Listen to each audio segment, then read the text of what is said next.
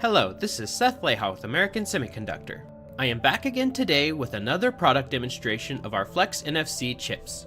The ultra-thin, physically flexible Flex NFC chip is integrated onto a paper substrate with a printed silver antenna to create a flexible hybrid electronics system, or FHE, like you see here.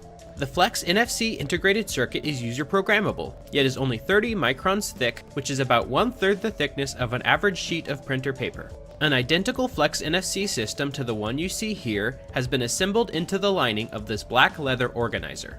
When a customer taps the organizer with an NFC-enabled smartphone, a website is brought up that shows the product. It also provides additional consumer information such as alternate color options for this style and images of related products that may be of interest to the shopper. For post-purchase interaction, a user could register their purchase or check an existing registration.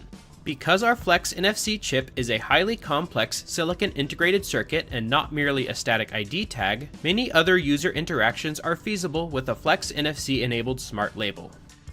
The Flex NFC chip has an ARM Cortex microprocessor and programmable flash memory that allow for customization to support many use models for consumer, wearable, and Internet of Things applications.